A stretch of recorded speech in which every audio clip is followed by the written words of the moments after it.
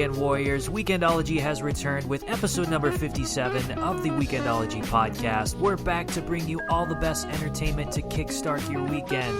Weekendology is the only podcast with the hottest takes, the best talking points, and the stories to spark your weekend conversations. We cover everything related to all the best topics from music, movies, sports, food, and more. So we've got you covered to save you from your holiday hangovers. I'll be your host, Will Deitchley, alongside my trusted companion, Aaron Berg. What's up, Aaron? Happy New Year to you. Yeah, 2021. We have finally done it. We're through 2020, and we're into the new year. Can you believe it? Much better? I never thought that 2020 would ever end, and now we kind of finally hasn't, reached. you know? Well, yeah, there's still a lot of hangovers. I'd say when you're storming the Capitol, it's kind of like it's like the extended cut of 2020. It's not even is a sequel. The director's cut. Yeah, it is the director's cut of 2020, and it just keeps on going. There's a lot of gift that keeps on giving. The year that never seemed to end seems to keep bleeding over, but it's bad, a time for though. renewal, though. I feel bad for January and February of 2020. You know, they don't get any love. They just get lumped into 2020. Those were great months. Those were great months. We were so naive back then, so innocent, so full of hope and promise, and maybe we had no idea what was about to come. January and February of 2021 is just to make up for those two, and then once March hits, boom, we're done. It'll be we're in the so clear. much better. Yeah, I would be. That's fantastic. how it works, right? That's exactly how it works. Yes, but we're very glad to have everyone back. We're back to a new episode as well. We're happy to. We're making 2021 great again by bringing it back. Making 2021 great again. So if you're joining us, thanks to all of our returning listeners again for joining us this week. If you're new to the show, welcome. This show is all about changing, improving, and making things better as we cover all the best topics from around the pop culture and the sports world. We've got quite the backlog of episodes for you guys to peruse, so we've got some incredible topics from there. Go check out some of our previous episodes, and you might even learn something. We're something of a educational type of podcast, Aaron. That's what we're here for. We are here to teach you youngins to mold the minds of America, or mind molders. Mind molders. That sounds like a supervillain's name. I am the mind molder. Fear me, something. I don't know. Whatever. Marvel Universe. Yeah. We'll go with the Marvel Universe. Okay. Sounds something like a cheesy B-list villain. Then it's a DC. Oh, no. DC's really dark and gritty and you know, but they're never as good. That's true. Always very true. It's like the Batman. Are you excited? I know we talked about this before, but are you still excited about Batman?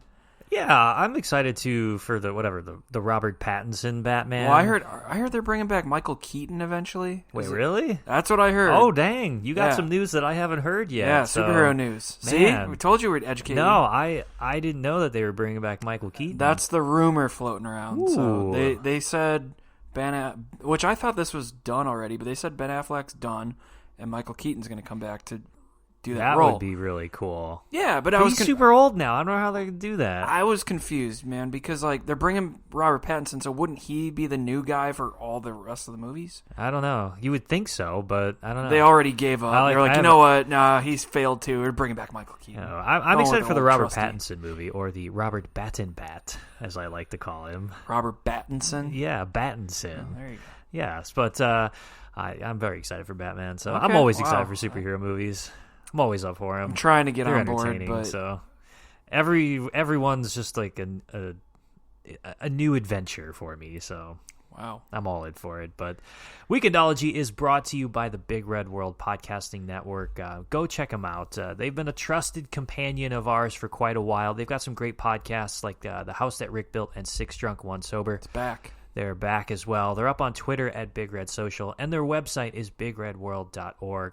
Don't forget to check out our webpage on the Big Red World's websites for links to our episodes, social handles, and even blogs about our latest pieces of content. Go show your love and support to the show as well by following our social handles. Keep up with all the greatest things from music, movies, sports, video games, whatever it is that we're talking about that's changing in the world, food as well. You can find us on our main Twitter at Weekendology Pod and wherever you listen to podcasts. If you like sports and you want to check out all of our sports stuff, check out at Weekendology Sports. We like sports and we don't care who knows. It's been a while, so I was trying to remember the song. Should we take a second cut for that then, or should I just edit that part I out? should get a pass for trying to remember that song. Yeah, it's been a while, so Lonely Island, man. We're shaking the rust off of the podcast. The kids still listen to Lonely Island?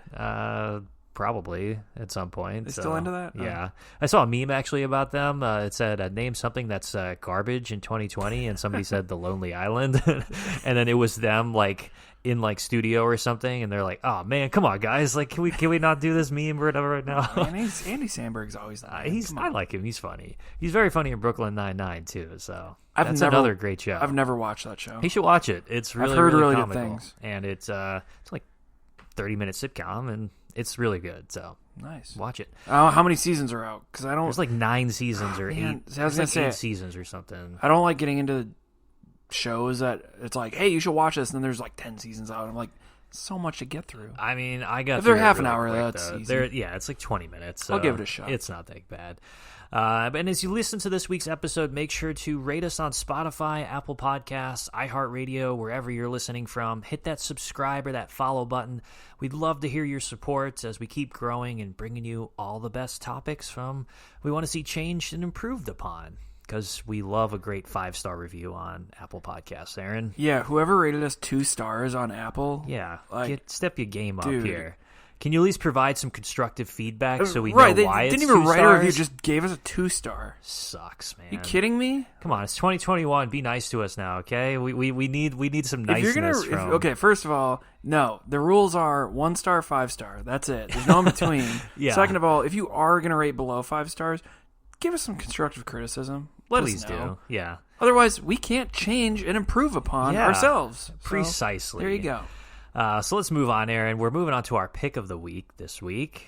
We're Brooklyn bringing Nine-Nine? it back. Not my pick of the week. I am picking a DC property Oh. about superheroes. Titans. I just got HBO Max over the holidays. Oh, you fell for it. I got it for free though because my parents subscribe to HBO Max, and so it's a whole family affair here That's with this. hilarious. But yeah, Titans Still is stealing the parents. I mean, hey, you got to do passwords. what you got to do. So, but I've had this show on my list for quite a while, and it's a really, really great show. It's kind of dark and gritty. It follows like the sidekicks of all the Justice League members, like Robin's in it. So it's like Teen Titans. It's basically Teen Titans. Okay. Yes. And it's really, really good show. So I would recommend to go and watch it. And if you have fallen into the trap of adding another streaming service to your repertoire. Yes, but I don't have to pay for this one, so Lucky you. I'm free on Here's this. It's not my pick of the week because I watched this over Christmas, but Flight Attendant with Kaylee Cuoco on HBO Max. I've heard that's really good. Really too. good. Yeah. Really. I'm mad because I don't want to go to HBO Max. I told myself You got rid of HBO though, didn't you? I got rid. Yeah, so I had like old school, just basic HBO. Oh man, $16 a month. I watched pretty much every documentary on there, at least every sports documentary. clean that place out. Oh yeah, it was done. And then I watched, The Wire and all those shows. I was like, you know what, this isn't really worth it. And I got rid of it.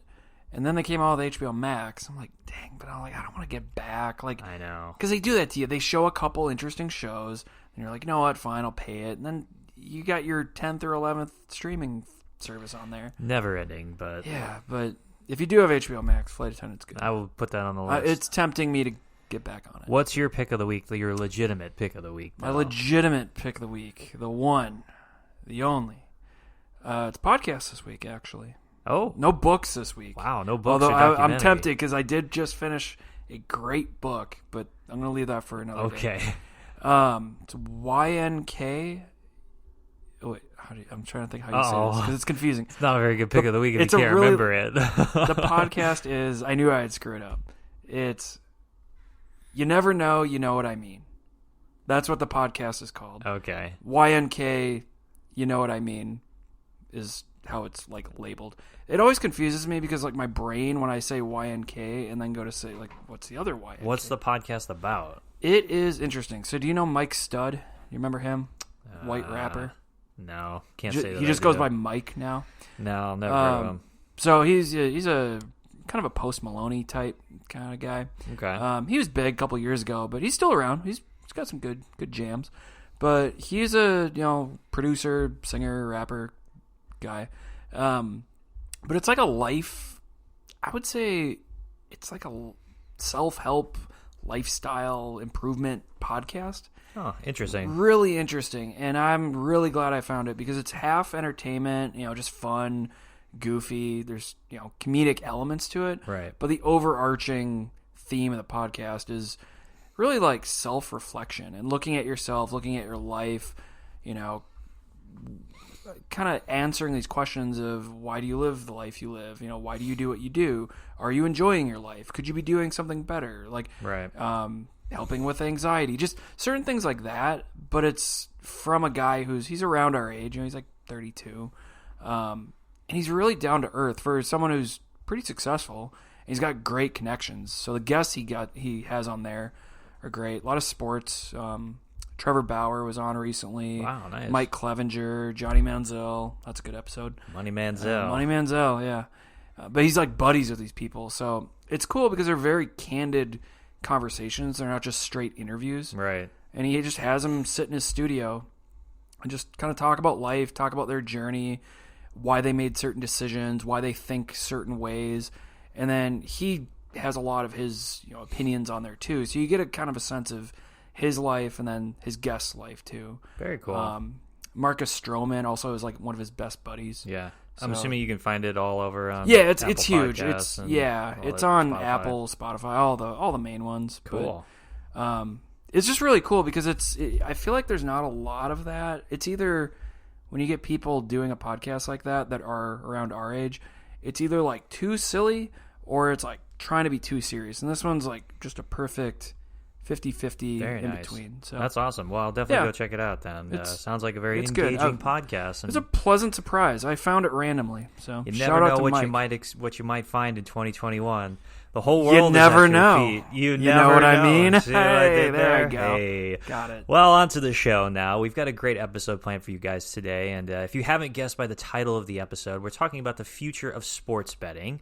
We're talking about U.S. gambling has skyrocketed, not even despite the shutdown of kind of all the sports leagues in the past year because of COVID. So we're just going to run through it, have a discussion, have some fun. Aaron, are you a gambling man at all? Do you like to gamble? I always say no when people ask me that, but really I am. I play fantasy.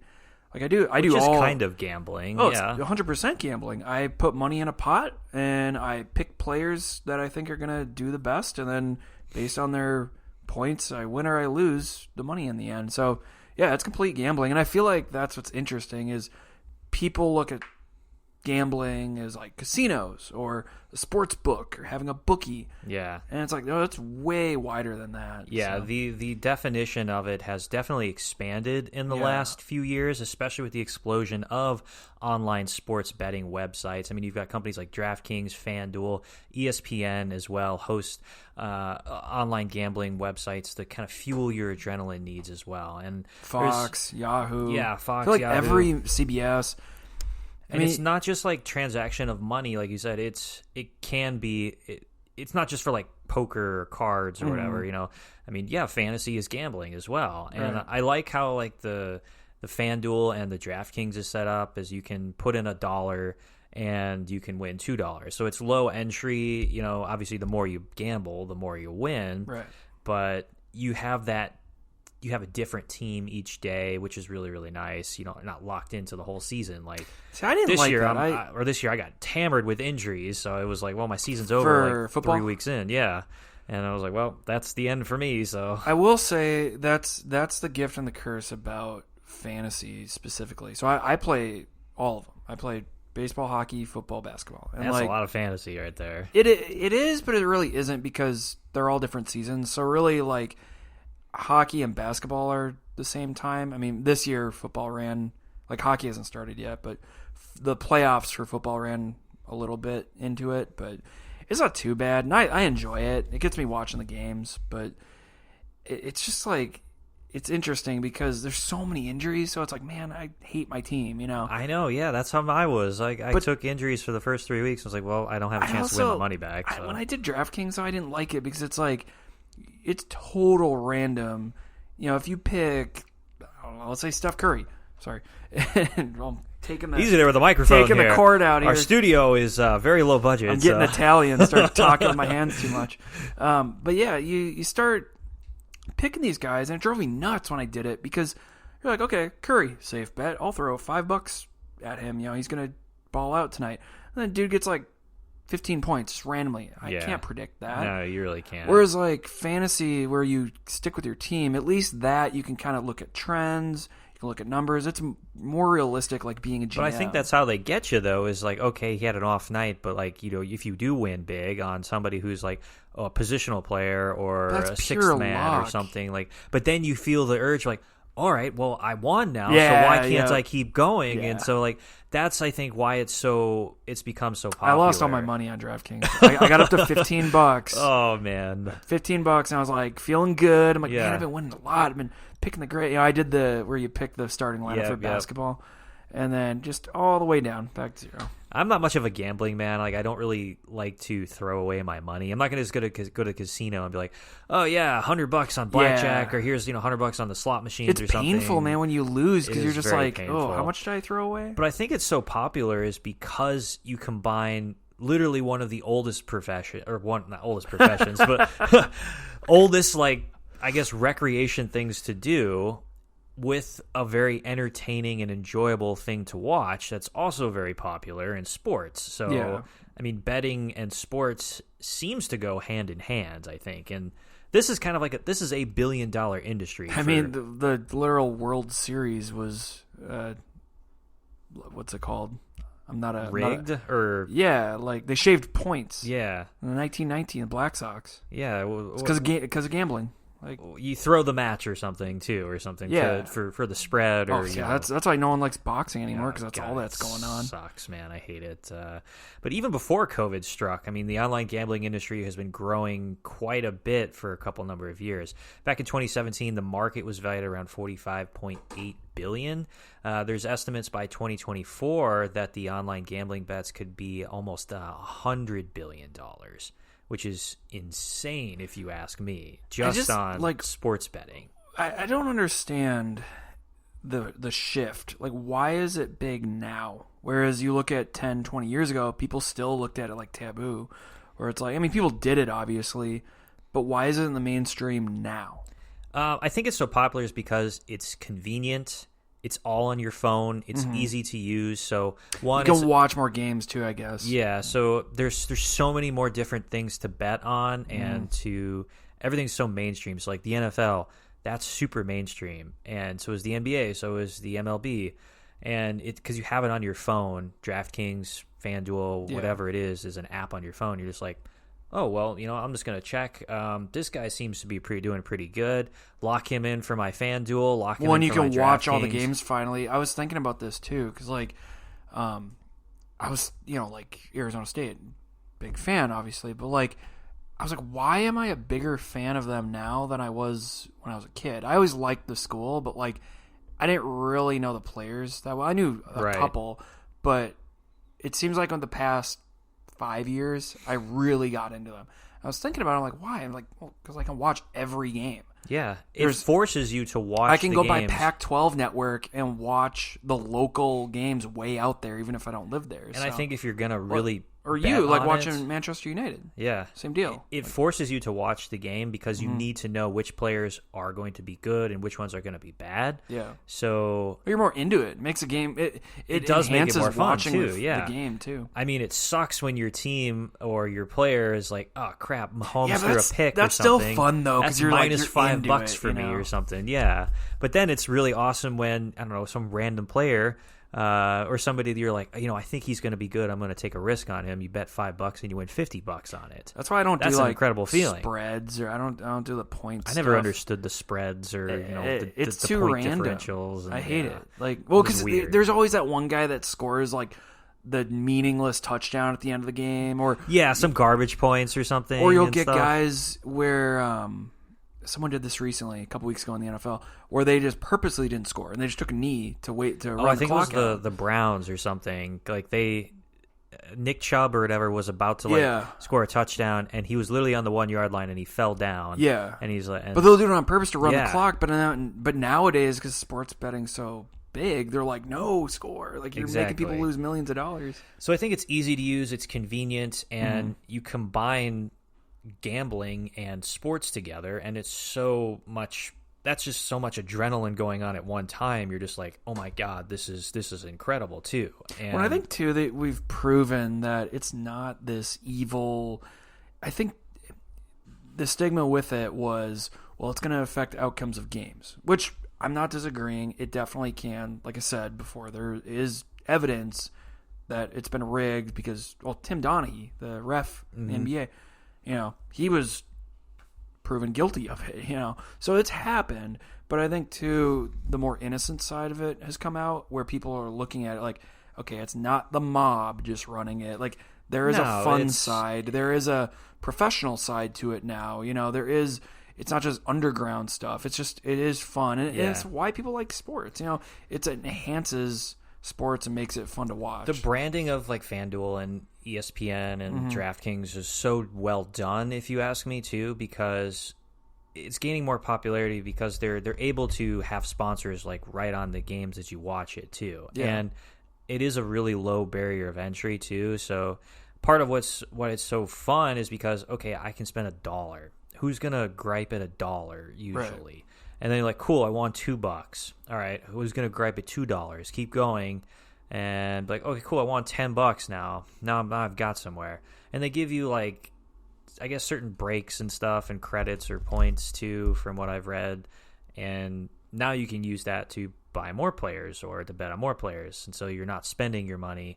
So that way you keep spending more money, but it's like you have the option to lose more. So it's like they have little gimmicks and stuff in there that's really, really that hooks you in there. That's keeps you going. It's like a casino. Very much, yeah. You get a free credit here and there, playing. Or you'll get paid out every once in a while. Like, oh my God, this is incredible too. I think too, it's a win-win for the leagues because you think about it, you're paying more attention to their players. You're caring more about their players. You're getting more invested in their players and in their teams and in just everything about it. So I think that's where the leagues have finally seen the light of day, where they want this stuff. And that's why they'll take on these, FanDuels and DraftKings and whatnot as sponsors, because it's like, oh, you're buying merchandise because you're more invested in the league, so you're seeing that return on your investment there, and you're caring more. You're watching the games more. Right.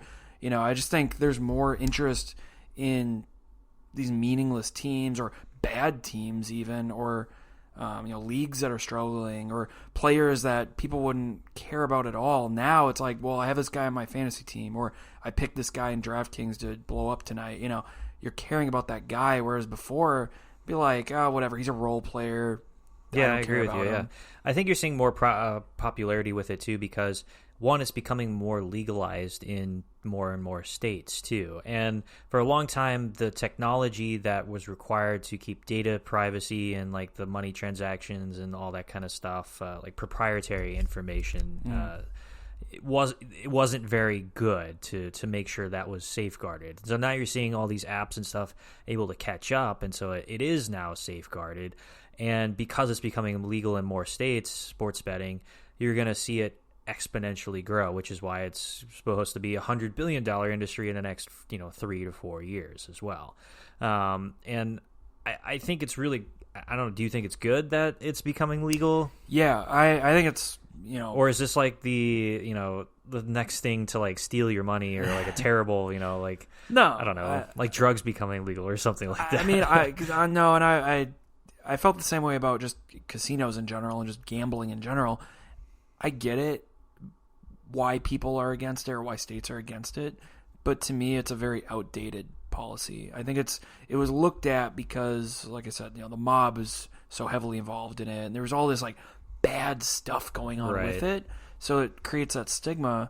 But now that we're finally seeing the positives of it, and really, like I said, the innocence, it's not as bad as people were giving it credit for. And I just think it's fun, and I don't think it's really... Can it affect the outcome of a game? Sure. But other things that can affect the outcome of a game and people winning championships or load management and that whole culture. Don't get me started about load management. You know what I mean? Like there's so many other factors that can affect that. So people that say that, sure, you have a point. But to me, like I really hope more and more, and I think it will, but I hope more states hop on board, make it legal. because, like I said, it really benefits the sport itself. Yeah, and you're going to see that as more states legalize it, then you're going to see more companies, I guess, or more entities come on board and start their own. Yeah, start their own sports books too. So Fox has their own one. Barstool is starting one up soon. You have FanDuel and ESPN and all that kind of stuff. But you're even getting the casinos onboarded with it too. So like Wynn Resorts is also a huge casino in Vegas where they're starting their own sports book, like specifically branded Wynn Sportsbook. So is Caesars Entertainment, CBS as well. William Hill is like a big betting sports thing or whatever. So like you're going to see these strategic deals, or I guess these other kind of branded sports books start up. So now you've got, there's competition. You've got 10 or 12 to choose from instead of FanDuel, ESPN, and DraftKings, which is good because you maybe like one thing of another. You get rid of the monopoly. Yeah, so for a while it was DraftKings who ran the show, and then FanDuel came in, and now... Well, and there's different types, too, because I think when DraftKings came... that people were so used to just the general format of fantasy, but then when DraftKings came, it was like, oh, this is a whole different format, And I mean, not to say that it hasn't been done before, because it has been done in different ways.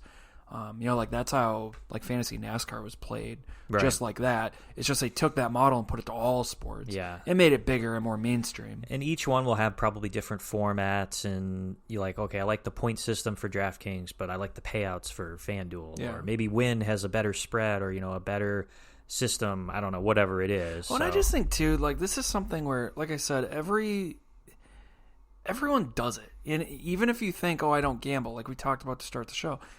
You do. I mean, pretty much everyone plays fantasy of some type, or has bet, hey, I'll bet you $5 my team wins tonight. Just little things like that. That's still gambling. So to me, it's ridiculous to say, oh, it's illegal in this state when, okay, but I can play fantasy sports with my buddies in this state, and skirt the law. So to me, it's just like open it up, make it legal in all 50 states. There's been a lot of regulations, I guess, in sports gambling too. Like it's always been kind of like a taboo thing to have legal in your state. Recently, there's been a lack of regulation, which is why it's not been legalized, because nobody really understood the ins and outs of it, so to speak. But in 2018, Delaware was actually the first U.S. state to legalize sports betting, following their Supreme That's crazy. Court. Not Nevada. No, Delaware was the first one to legalize. Or New Jersey, for that matter. Like, you think those two. And they said that was like a very historic I remember precedent set for any other state that wished to kind of legalize sports betting. The state with no major league team. Like, and not even a good college team. Like, because they had nothing there. So we got the Blue Hens. You guys want to bet on them? That's all we got. So, like, as of June of last year, 2020, 18 states have now legalized sports betting, with 5 more, including D.C., I guess, if you want to consider them a state, which I guess they technically are. They've recently passed bills to allow them to do so. So that's 23 states are now set to be legalized for sports betting. Okay. Within probably the next year or so. Which is great, too. Texas will be last. Texas will probably be last. I mean, we can't even have casinos in the state, so there's no way. Wait, really? There's no casinos in Texas? That's why they're all on the border of Oklahoma. Oh, wow. I didn't know that. That's why the world's largest casino is in Durant, right on the border, because it's like, oh, we can't have casinos in the state? Okay, we'll put it right there. Like, so you just... I mean, it's so stupid because, like, that's interesting. You drive 45 minutes up from Dallas, and it's like, oh, there's my casino. That's true. The world's largest casino. So with the 23 states or whatever, there's supposed to be 16 additional states that should be able to pass the sports betting within the next couple years. There's a lot of regulations and stuff now that are coming up with D.C. and the government kind of imposing more restrictions because they're finding a little bit more of the ins and outs of, okay, well, this might be illegal in some states because you got to go from states to federal laws. Like, okay, it's legal. Some gambling laws are legal in this state, but the same laws might not be legal in another state. And you have like a company that's across the entire country trying to figure out how to legalize it in different areas. So, doesn't it remind you of Prohibition? It kind of. I mean, dude, just make it 21 and over or 18 and over or whatever age you want to pick. But like I said, people are doing it anyway. And I know you can make the same argument like drugs or other things, but still, it's so harmless. I just think why? I mean, it really is. I mean, like I said, I know there are, the mob and other bad things happening with it, but overall, it's innocent. It's just people watching sports. Maybe they're afraid that they spending their money.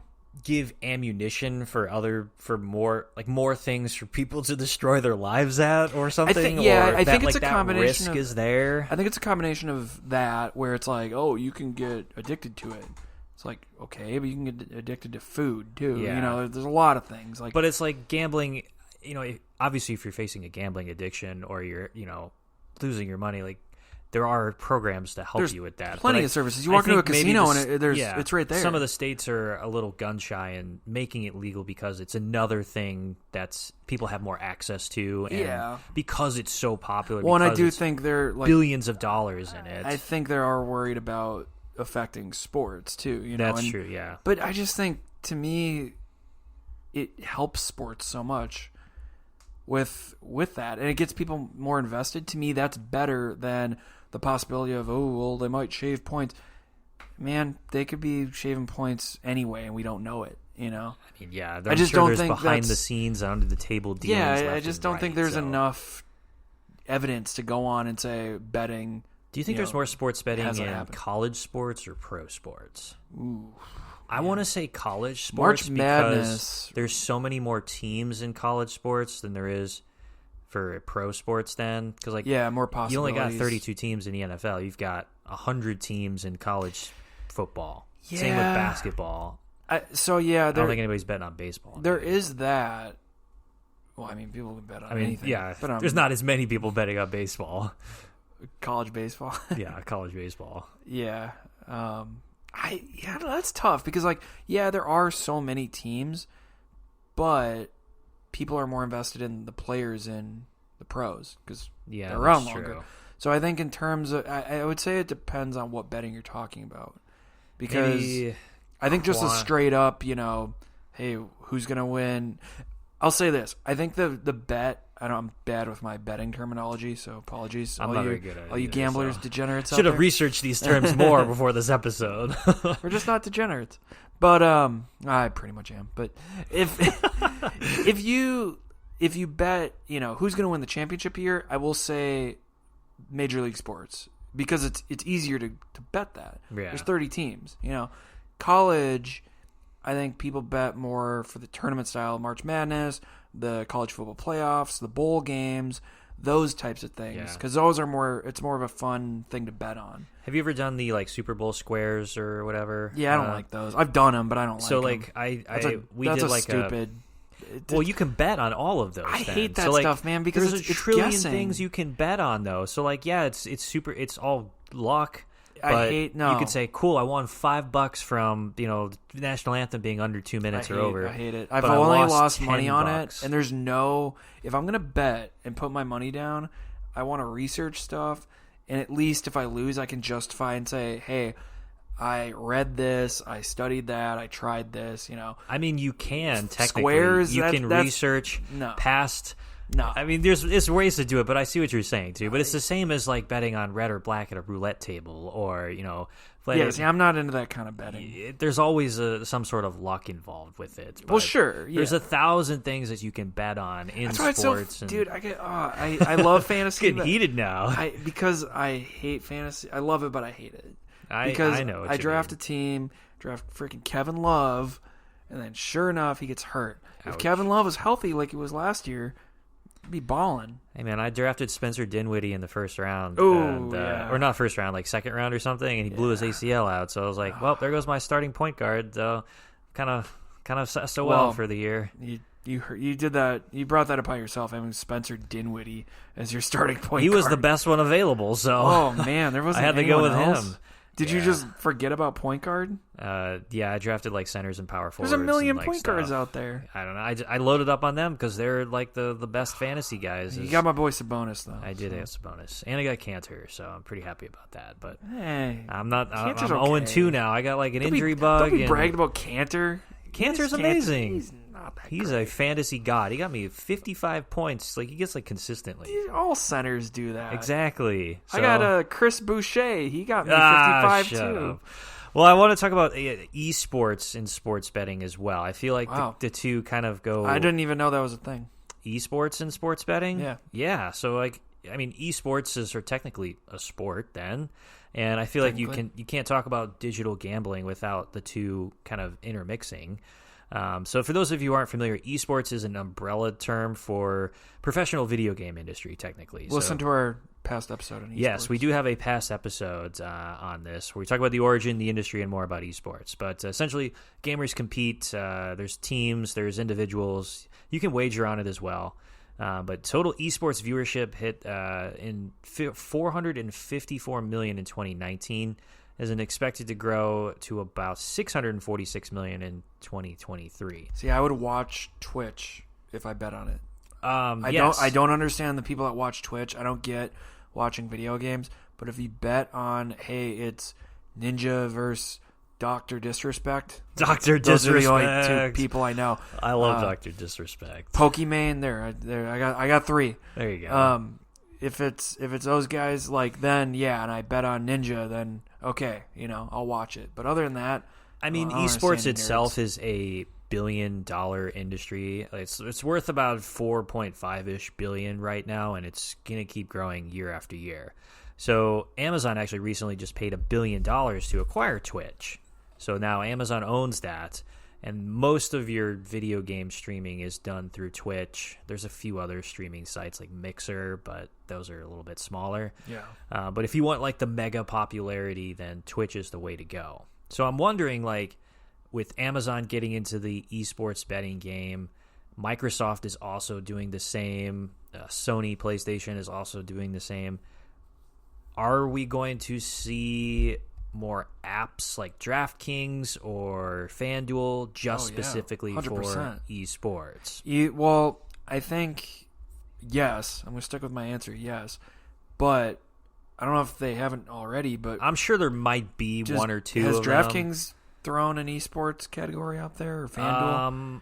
I think they're trying to. DraftKings, I know, went public last year, and they did really well with their IPO. But they don't have, like, you can't bet on esports on them? I don't know if you can or not. You can if bet you on, can, like, then cricket, it's... so why couldn't you bet on I'm esports? sure you can. I don't use DraftKings at all, so... Do you do any of these, like, apps, these betting apps? No, You just do fantasy? I just do fantasy. So you like saying I'm not a gambling man. I'm not a gambling man, but you are. But you play fantasy. I You gamble brag in about other having ways. Enes Kanter. I mean, Enes Kanter is not a 55 gamble. points. So I'll read you his stats after the episode. I'll read you Chris Boucher's stats, and I'll show you that fine. If you're 7 feet tall and you play basketball, you can drop 55 points in fantasy points. Okay, all very right. easily. Whatever you say. But yes, esports. I think that as it starts to blow up, just in general, yeah, heck yeah. Why wouldn't people bet on it? And why wouldn't people? Especially, I feel like people are so passionate about streamers that, like, yeah, they're gonna follow that. I mean, when you talk about having Microsoft and Amazon compete in the esports market, they're not only competing in gaming, like video games, but also like any kind of digital area for video games at all. An app only for that, because there's people that only watch esports. There has to be an esports app for it, but I think, but it's not big. It's not big enough for us. It's not big enough for me to know about it. And I keep my finger on the pulse for a lot of things for video games and sports. You're a genius.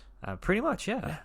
I know everything, so no, I don't know everything. I mean, we educate these people. So. We are the mind molders of this generation, Aaron. That's true. We're gonna mold. We're the voice of a minds. generation. Yes. Wow. That's a powerful statement right there. So going out on a limb. I think it's so interesting because it's like we're trending into $1 trillion industries now. When you combine the two together of esports, gambling, regular sports betting, like this is hundreds of billions to $1 trillion. That really is a testament crazy to people's passion about things. And it's not even something that genuinely affects like the outcome of our lives. No, on a day-to-day basis, just entertainment. Well, and I think $1 trillion. It shows how starved we are for entertainment. Where just watching a game, whether it's football, basketball, hockey, baseball, cricket, soccer, or esports, or anything else I just missed, that's not enough. You got to bet on it, make it more exciting and more. And I think it follows. This is another reason I think why gambling has become more popular nowadays and more mainstream, because just in our culture in general, we are so into just how exciting can I make this? How, intense can I make this? And we just so starved for that, and we have no attention span anymore. So in order for us to pay attention to these games, in order for us to really root for these athletes of any type, we need to throw money at it. We really need to invest in it. We can't just invest in emotions anymore. Yeah. It has to be. Anytime there's money involved, it has to be something bigger and better. Interest is always going to peak. And really live life on the edge. Living life on the edge. Yeah, I mean, it's crazy, and I think that's what it's come to, and I don't think it's slowing down. And I don't think that's a bad thing, but I think it's going to get pretty crazy because I don't. So what would see you like to slowing see down. change then? If esports or if sports betting becomes more and more popular and it's more money at stake, obviously there's something that has to change before it spirals out of control. Yeah. The obvious change I would say is just make this legal in all 50 states because it's here to stay. Yeah. And it's a good thing more so than it's a bad thing. But in terms of changing the actual gambling and how that's done, man, I would just like to see more regulations put in place. So, there has to be very strict and governing body of regulations and stuff to say, okay, this is what's legal, this is what's not, and there's always going to be loopholes, but you gotta make it pretty ironclad because this is people's money is involved, and you got to make sure that these apps and stuff are safe to transact through your bank accounts and through other people and whatever not. So you're really going to button up your security with that too. So I want to make sure you change, not really much of a change, but as like precaution of like. Well, I think that's a change. Yeah. Making it more secure. And as it gets bigger, then, following suit. Probably, yeah. So there's my change for it. Yeah, that's just tough because I've been just amazed at how it's grown so quickly and so seamlessly where we're to the point where, you can watch literal shows on ESPN or Fox where they'll talk about, hey, we're just going to talk fantasy football. We're just going to talk sports betting and odds and all of that. I think my change would be more, it's not so much a negative thing. It's more just to grow it, make just pure mainstream sports betting gambling networks instead of just shows on these networks. And I know there are some that are starting, but I want to see like an ESPN, but like an ESPN Sportsbook. That's the channel. Or FS1. I'd be on board for that. I know they have FS1 Bet. Make that a channel or somewhere I can go, and it's just purely odds. You think about That would be cool. Think about it though. Stock market. That's gambling. Oh yeah. That's really what it is. You're literally just gambling on business. So, and they have CNBC for that. So give me a CNBC for sports betting. Sure. And we get Wolf Blitzer on there or something. Yeah, there you go. Adam Schefter. As long as you don't put Matthew Berry on there, I'm good. That man doesn't deserve a job. If you want to lose money, then listen to Matthew Berry. If you want to lose brain cells, listen to Matthew Berry. No, I think that's a good change, and I think as you'll see I think it'll help and become bigger. Yeah, it'll help legitimize it more, and it'll just give it a home. Give it a place where, because I think there are people that they just want to watch sports, and me too. If I'm into my team, I'm into my team. I don't want to hear about odds. I don't want to hear about that stuff. That's not what I'm here to do. I'm here to cheer my team on and do that. And I think it does need to be separated, where if you're watching a game for betting purposes, then you can watch it on this channel, or you can go watch that analysis. Yeah. But if you're watching a game for emotion and what it originally was intended for, because I think we can't lose that, and that's important for sports. I think we are getting close to losing out on kind of like why we started watching sports as kids. We like the athletes. Yeah, we you like don't the want to teams. sacrifice the entertainment for just the viewership for just making I money. Make sure, my team does well for money. Because sports are already a business. Yeah. Even the amateur, college sports, even those are businesses. So, I think the more we go down this path of it rises in popularity, the more it becomes a business. So I think if you separate those in terms of like media, we can really separate it in our mind and then keep and hold on to that. In an ideal world, that would be the right thing. I don't know if that's going to come to fruition or not. Well, I think if you mix it like they're doing now and this keeps up, you're just going to totally lose that. And you're going to muddle what it actually stands for and stuff. And then you won't just have the it fun legalized, or it won't be a growing thing. But despite that, I think it's still going to keep going into eventual trillion-dollar industry. Because it's fun, and I hope more states get on board because I enjoy it, and it sucks seeing people bet on stuff, and they're like, "Oh, I can't do that in my state." Yeah, I know how you feel. So, but Twins if you are winning the World Series, by the way, and I'm putting money down on that. I don't care what state I'm going to have to go to do that. I'm doing it. All right, Twins, all right. 2021 World Series I'll bet champs. you $5 that they don't. Bet you $100. I don't have $100, so all I make is $5 per episode, Aaron. So gotta start monetizing old Weekendology. I know. More, don't we? But if you like what we talked about in today's episode, let's continue the conversation. What's the future of online sports betting? Do you think companies like FanDuel, DraftKings will continue the surge? And how will sports betting change if there's another shutdown due to COVID? What do you think of it? Do you think they're bad? Because there's some people too. They hate this sports betting stuff. No, I like sports betting. I think it's good. So you like it. I think it's good for the economy. I'm sure some of the other people don't really like it, but we want to hear from them. We do want to hear from them. Let us know what your thoughts are as we continue the conversation afterwards. Hit us up on Twitter, YouTube, and every social media to let us know your thoughts. Share with your thoughts on our social handles or email us to keep up to date with all of the best coverage from everything related to sports, music, movies, and more. Our Twitter is at Weekendology Pod. Our sports handle is at Weekendology Sports. That's WKNDOLOGY. And Sports. Also, we're going to have to start posting on that page Weekend's new face. Yes, I will. Have you seen his new face? No.